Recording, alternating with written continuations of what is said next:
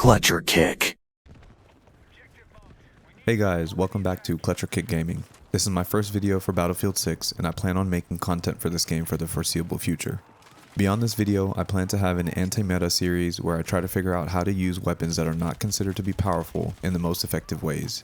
And I also plan to create a series dedicated to Portal, where I'll be teaching you all the basics of Portal, all while creating my very own modes. I'll be making progress while we learn together along the way, and I hope it will encourage you to dive into Portal as well. Today, I want to talk about gunplay mechanics in Battlefield. Whether you're new to the franchise and don't understand how the gunplay in Battlefield works, or you're a Battlefield veteran who is struggling to figure out how to handle some of the weapons, this video should help provide some further insight. If you're a new player to the Battlefield franchise, drop a comment letting me know what game you're transitioning into Battlefield 6 from, and if you're a veteran of the series, tell me what your favorite title is so far. I've been playing Battlefield games for a long time, and I can tell you that each game in this franchise has its own identity. From gunplay decisions, class and vehicle balancing, and art direction. Yes, some people like the identity that a title has, while other people simply don't. Even a game like Battlefield 1, which was a pretty highly regarded game, had longtime fans of the franchise skipping over it because they didn't enjoy the gunplay mechanics. I say all of that to say that each game in the franchise requires a little adaptation. I can say that is certainly one aspect about Battlefield that separates it from Call of Duty. They don't just churn out the same game with different skins in each iteration, for better or for worse. Battlefield 6 is no different. Before the game was even released, many people were complaining about the movement options and how it reduces a skill gap. Now, after playing the game for about a week, the community has had a lot of takes about the gunplay mechanics, particularly discussing bloom and how severe it feels on some weapons.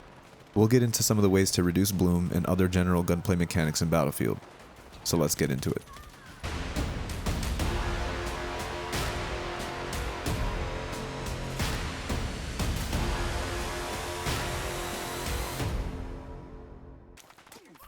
Before we even start talking about the gunplay, I think it's so important to get your settings right.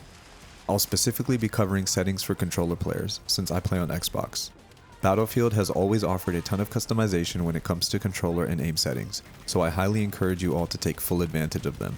If you don't feel comfortable with your sensitivities and aiming, it's difficult to force yourself into engagements.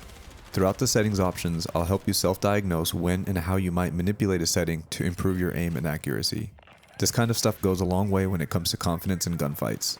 I can tell you that I myself had to modify some settings even though I was just playing Battlefield 2042 about a week ago, and tried carrying those same settings directly over to Battlefield 6. The Battlefield 2042 settings were just not working out for me in Battlefield 6, and I was initially struggling to win gunfights. Tweaking some settings has made a world of a difference with how the game feels for me now and how I approach it. Okay, first thing first, let's get into the controller tuning settings and talk about dead zone. When it comes to dead zones, I really only change the right stick dead zone since that's the aiming stick. Dead zone is the space in the center of the stick that does not create any movement of your crosshair. These are generally in place to prevent stick drift, but if you have a more modern controller that has Hall effect joysticks, those can be recalibrated and you really shouldn't need any dead zone at all. Also, reducing your dead zone theoretically gives you more space for stick movement, giving more granularity. It's kind of like ticking up to 100, but you start at the 10th tick. That only gives you 90 ticks left, while starting at 0 ticks would give you the full range. If you feel like your initial micro stick movement isn't providing you enough crosshair movement, I recommend putting this as low as possible. Mine is set to 0%, but if you have some stick drift, you can slowly tick this up until that drift is gone. Next, let's talk about the axial dead zone. This setting modifies how restricted your crosshair will be in the diagonal directions. The lower your value, the greater your ability to move the stick in diagonal directions. The higher the value, the more restricted your stick will be in the cardinal directions, meaning when your stick is moved, your crosshair will be making closer to perfect horizontal or perfect vertical movements and less diagonal movements. If you're pulling down on your stick to control recoil, you won't really be able to move your crosshair left to right as well to track your target properly, which is why I play at and recommend a 0 axial dead zone. You should modify this setting to the min and the max and see if you can feel a difference in your play and set it according to what feels most comfortable for you.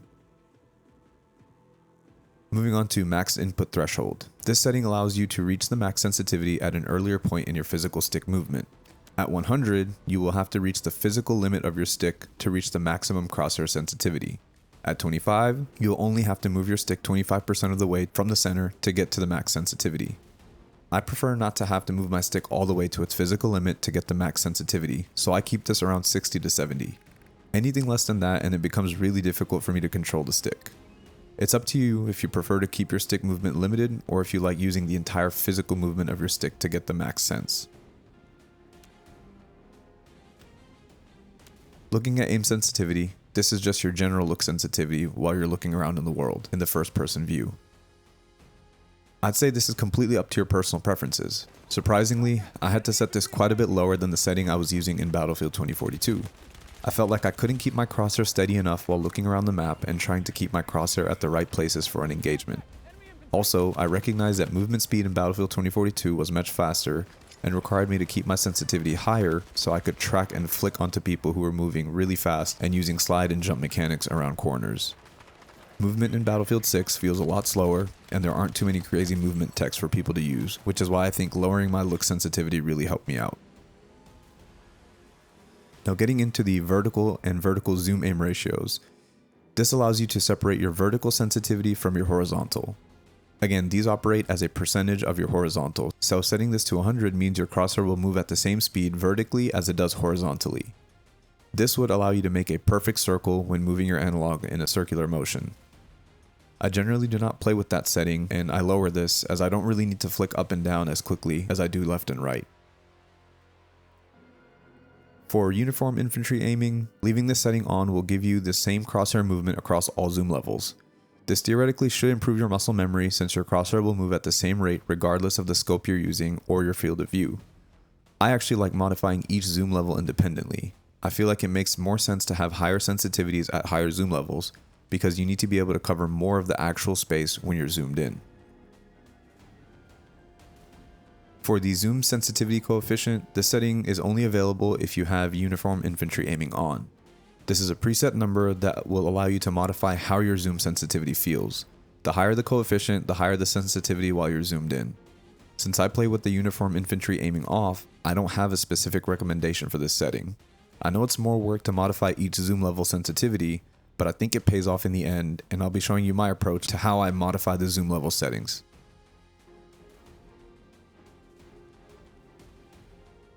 Okay, so let's talk about the input curves.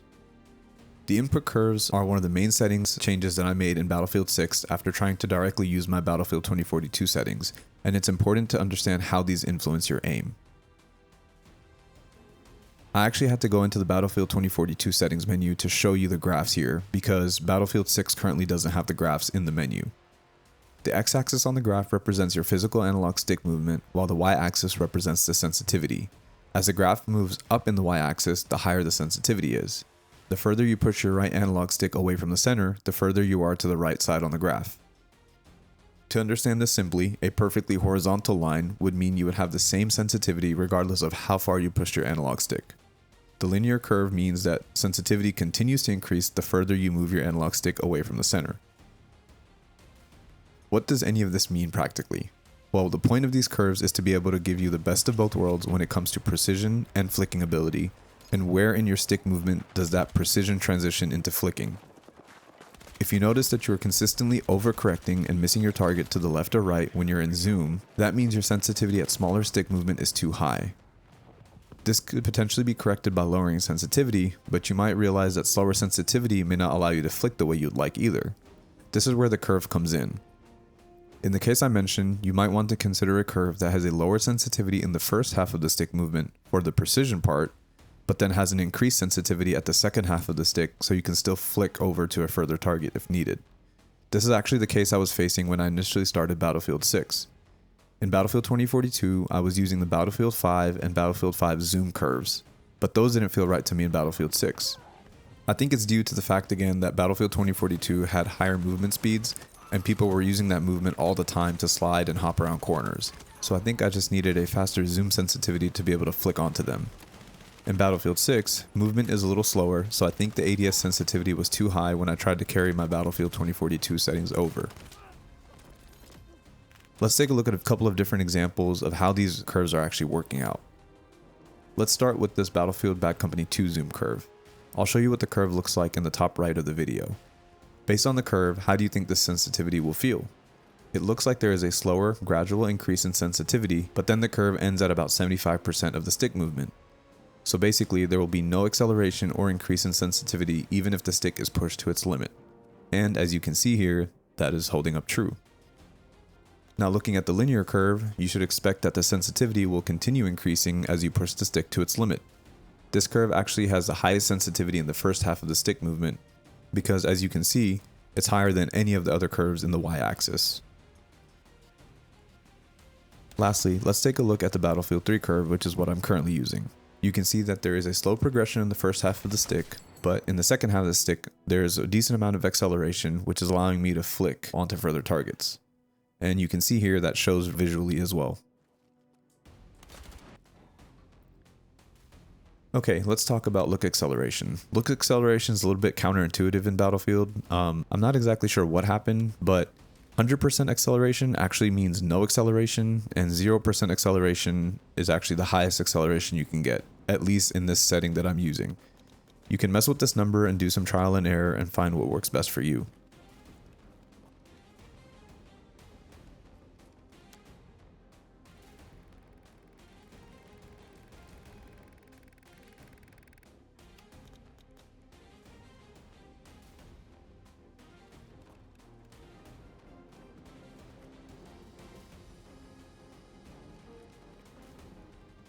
Talking about zoom aim sensitivity, I usually just leave this at 100 and then modify all of the zoom levels independently. Again, this setting acts as a percentage of the look sensitivity. So leaving this at 100 means that you would have the same sensitivity in zoom as you do in your free look. Transition smoothing only applies if you have uniform infantry aiming off. Leaving this on tries to smooth out the difference in sensitivity when you're transitioning from just your base look sensitivity to your zoom sensitivity. Basically, do you want a smoother transition when you go into ADS, or do you want an instant transition? I think you should determine this based on how good you are at flicking onto targets when you're not zoomed in.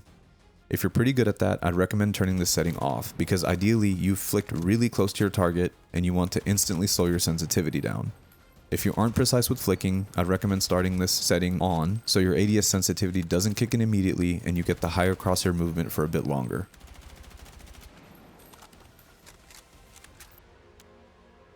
For manual adjustment by zoom range, my advice is to find an initial zoom length sensitivity that feels comfortable and then modify from there. I usually increase 1 to 2 points of sensitivity per zoom level, as you can see here. I recommend using a 2x scope to dial this in, since a 2x is pretty comfortable range for most situations. Once you find the zoom aim sensitivity that feels right on the 2x scope, you can just subtract 1 to 2 points from each lesser zoom level and add 1 to 2 points for every greater zoom level. After those are set generically, you can always go back in and modify a specific zoom level based on how it feels for you in the game.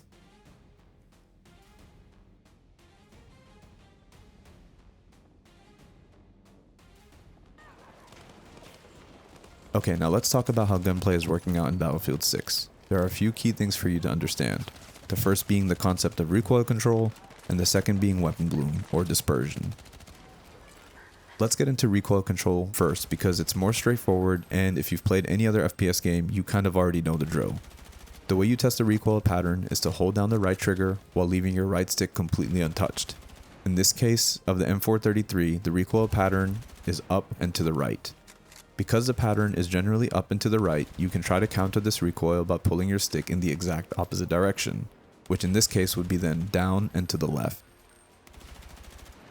What's different here is that each time I repeat this, the pattern is not exactly the same, and that is an important point to understand.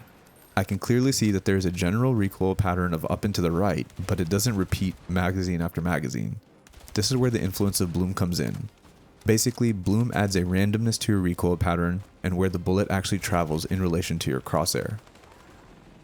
Well then, the natural question is, how do I minimize this dispersion of my bullets? There are a few factors that influence weapon bloom: movement, distance, and sustained fire.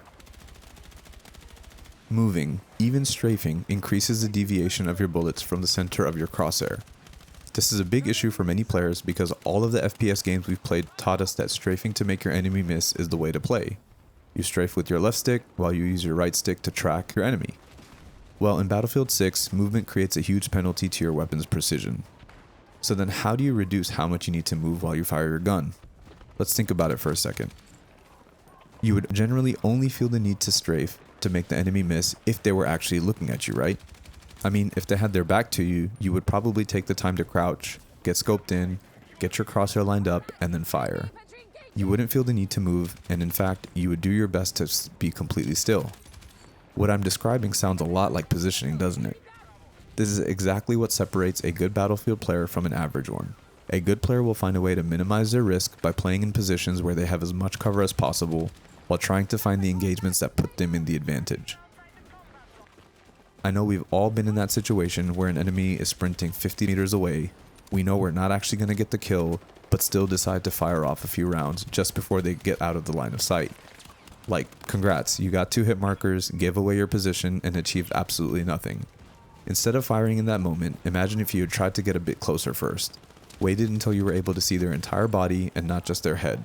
How much more of an advantage do you have now? Some gunfights are just not worth starting. You don't need to take every gunfight available, and you certainly don't need to take gunfights in the open. Instead, train yourself to have more discipline, pick and take the gunfights that give you an upper hand, and I guarantee you'll improve your KD and lower your frustration. Now, distance is kind of a natural one to understand. Imagine the bullets leaving your barrel as a cone shape instead of a single line. The opening of a cone is always larger than the initial point, and the same applies here. So the further away your target is, the opening of the cone gets bigger, and that reduces the likelihood of your bullets hitting the intended target.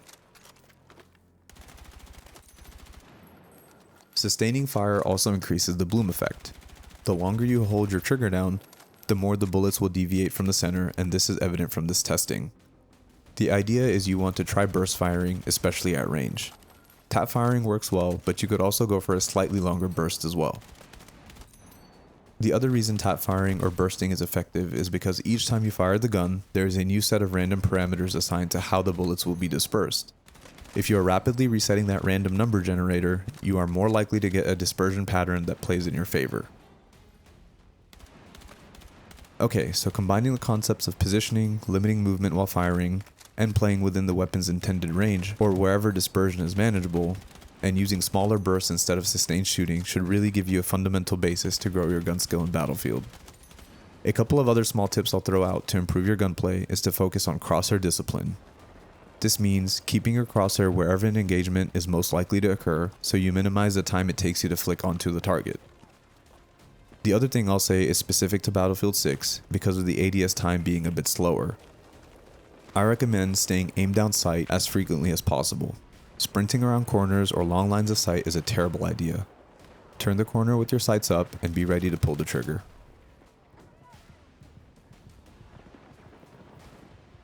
I know that some people are against the mechanic of bloom because it takes a major aspect of skill away from the player.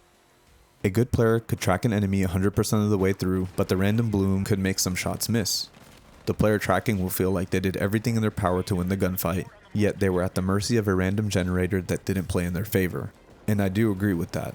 I'm not a fan of this mechanic, and I honestly never understood why this would ever be in an FPS game. Why would any dev want to intentionally take away the skill of aiming, tracking, and controlling recoil? I mean, it's literally the basis of the entire game. Well, that is until I heard a take recently, which actually does make some sense to me. You see, if the recoil pattern was the exact same every single time I fired the gun, there are devices and softwares that can make a macro to perfectly counteract that recoil, to the point where the player using the macro would experience no recoil at all. This is actually a pretty big problem in Rainbow Six Siege, which is a game where every weapon has a distinct and repeatable recoil pattern. People have been known to use devices and softwares to counter that recoil perfectly. Adding this randomness takes away that potential for an individual to counter the recoil through a macro, and for that reason alone, I can understand the reason to include some random variation. Alright folks, that wraps up my first video for Battlefield 6. I hope you found the video helpful and benefit from it. I'm really excited for what this game has in store. It obviously isn't perfect, but the foundation of the game feels really solid, and I can't wait for DICE and EA to continue building on it.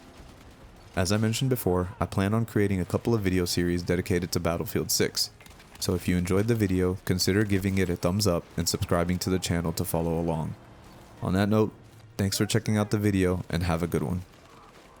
Peace.